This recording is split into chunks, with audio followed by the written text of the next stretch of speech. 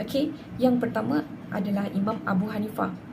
Okey, sumbangan Imam Abu Hanifah, beliau menghasilkan karya faraid. Faraid iaitu kadar pembahagian harta si mati kepada waris-warisnya. Okey, kemudian Fiqhul Akbar, dan yang ketiga adalah Alimu wal Muta'allim.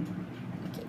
Kemudian Imam Abu Hanifah mengasaskan mazhab Hanafi, okey, berdasarkan fatwa para sahabat, aqwalus sahabat, iaitu aqwalus sahabat. Okey.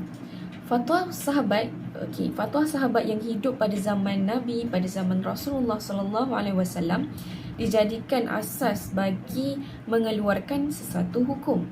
Okey, yang kedua adalah qiyas, iaitu menyamakan hukum sesuatu perkara yang baru dengan perkara yang lama. Contohnya macam pengharaman dadah. Okey. Pada zaman Rasulullah SAW tak wujud lagi penggunaan dadah, pengeluaran dadah tak wujud lagi masa itu. Jadinya yang wujud pada zaman itu adalah adalah arak.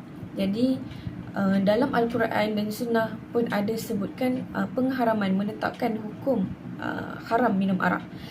Jadi untuk pengharaman dadah pada zaman kini, pengharaman dadah dikiaskan, disamakan hukumnya dengan pengharaman arak. Jadi kedua-duanya adalah haram. Okay, yang ketiga adalah istihsan. Istihsan itu adalah mengambil hukum yang terbaik dalam kalangan mujtahid.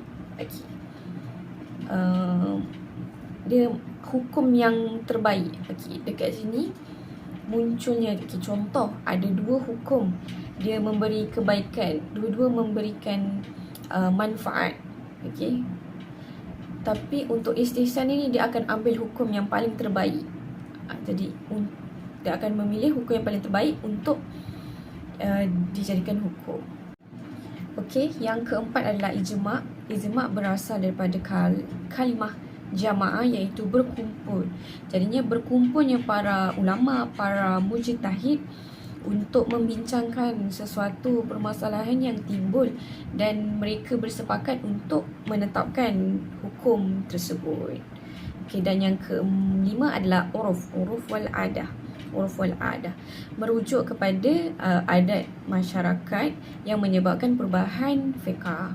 Okey, murid yang terkenal bagi Imam Abu Hanifah adalah yang pertama Abu Yusuf, kemudian Muhammad bin Hasan Syaibani dan Zufar bin Huzaili.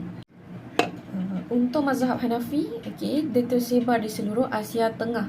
Asia Tengah iaitu yang saya dah tunjuk ni. Okey, yang saya dah tunjukkan kat atas ni boleh tengok sendiri. Okey, dan Eropah Barat, negara Barat, Sepanyol, Jerman dan sebagainya. Okey, yang kedua adalah Imam Malik. Imam Malik, sumbangan beliau dalam tamadun Islam adalah menghasilkan karya yang bernama Kitab Al-Muwatta. Kitab Al-Muwatta. Okey, kitab ini merupakan himpunan hadis-hadis yang berkaitan dengan fiqh. Jadinya hadis-hadis ini dibukukan dan dinamakan sebagai Kitab Al-Muwatta. Okey, Imam Malik mengasaskan mazhab Maliki berdasarkan amalan penduduk Madinah. Okey, kenapa amalan penduduk Madinah? Kerana Imam Malik berasal daripada Madinah. Jadinya Imam Malik melihat amalan penduduk Madinah, kemudian mana-mana amalan yang diamalkan yang tidak ada dalam Quran ataupun Sunnah dijadikan dalam pegangan mazhab Hanafi. Okey, kemudian yang kedua ada qiyas dan yang ketiga adalah masalihul mursalah.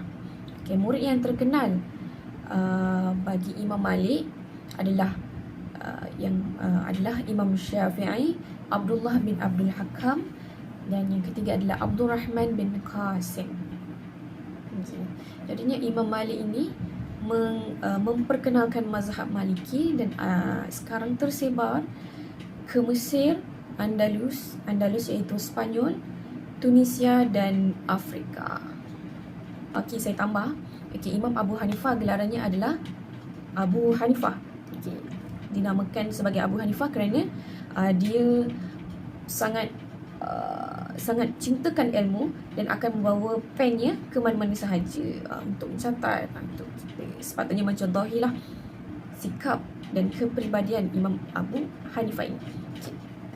Yang kedua, Imam Malik, Imam Syafi'i dan Imam Ahmad bin Hanbal. Okay. Gelaran dia, kunyahnya, okay, bagi ketiga-tiga ini adalah sama. Jadi senang untuk hafal, iaitu Abu Abdullah. Jadi Imam Malik pun Abu Abdullah, Imam Syafi'i pun digelar sebagai Abu Abdullah, dan Imam Ahmad bin Hanbal pun digelar kunyah, diberi kunyah.